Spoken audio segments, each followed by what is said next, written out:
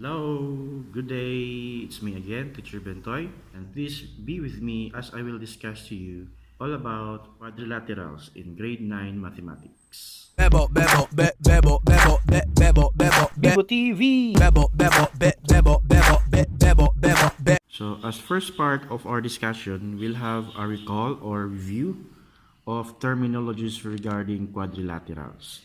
Okay, what figure is this? Yes, so this is what we call as quadrilateral. If we will say quadrilateral, it is a closed plane figure consisting of four line segments or sides. So as we can see, there are four line segments or sides. So this is the general illustration of quadrilateral. And how about these figures? So all these figures are what we call as also, they belong to the group of quadrilateral, but they are divided into two groups, the parallelogram group and non-parallelogram group. First, what do we call this quadrilateral?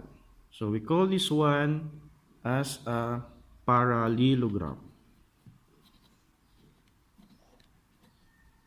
How do we define or describe parallelogram?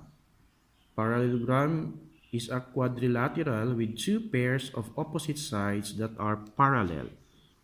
Two pair of opposite sides are parallel. So these opposite sides are parallel, and these opposite sides are parallel. So two pairs of opposite sides are parallel. What does it mean by parallel? Simply say, they do not meet or di yun sila magtabo. Kung ato ni siyang ilahos ang linya dito, kanipot siya ilahos, di yun sila magtabo. They do not meet each other. Okay, what figure is this? So this is rectangle. Rectangle belong to the family of parallelogram. How do we define rectangle? It is a parallelogram with four right angles. What is right angle?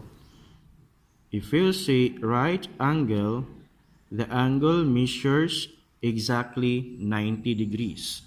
So as we can see, this is the notation for right angle or measures 90 degrees. Mura siya og bangko. Okay, we have here another parallelogram.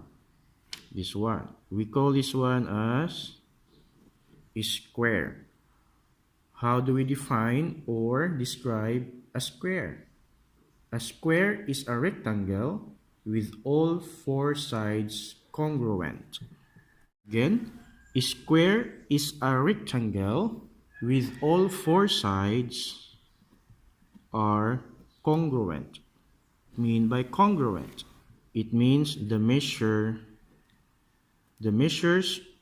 of the sides are the same. Again, rhombus, all sides are congruent or all sides are equal. What makes rhombus and square different from each other?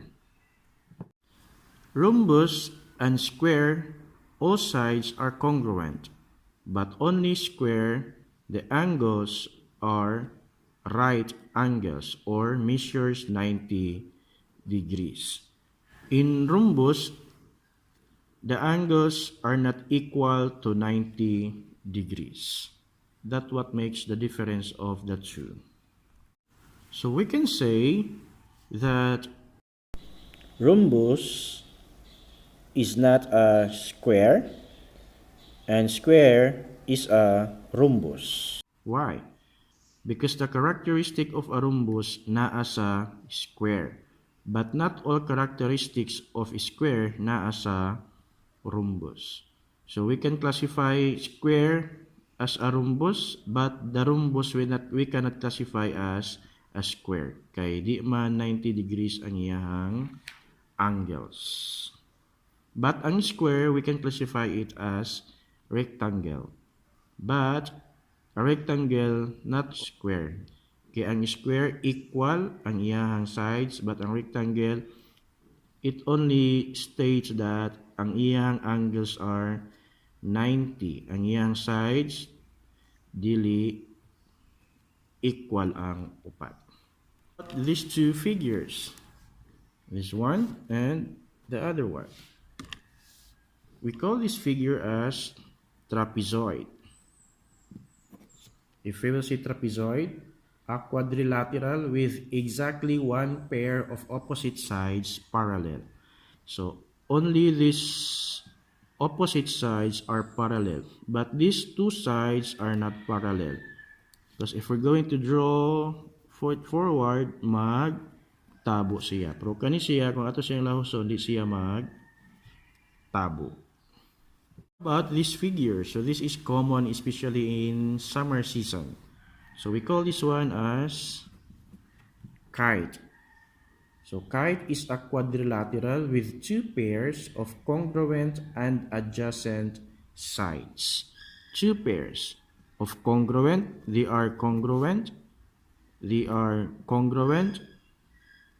and adjacent sides. So what does it mean by adjacent sides? If you see adjacent sides, two sides sharing a common angle. So as we can see, these two sides are adjacent because they are sharing this angle. Likewise, this one, they are adjacent because they are sharing one angle. What do we call this segment? So we call this one as diagonal. If you see diagonal, a line segment joining two non-consecutive vertices of a polygon. If you see non-consecutive, kanang wala nagsunod. If you see vertices, vertices a point nga nagtabo ang duha ka line. So just like these two vertices, they are non-consecutive, wala nagsunod. So kung ato silang i-join, so we call this one as diagonal. Just like diri kaning duha ka vertices nga non-consecutive ato siyang i-join. So we call this one as diagonal. That's all for this day. Again, let's have a review. All these figures are what we call as quadrilaterals.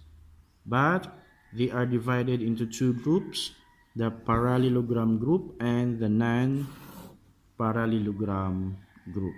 So later on, atong balon unsa man daay ang mga conditions or properties nga makapahimo sa usa ka quadrilateral nga parallelogram. So see you again.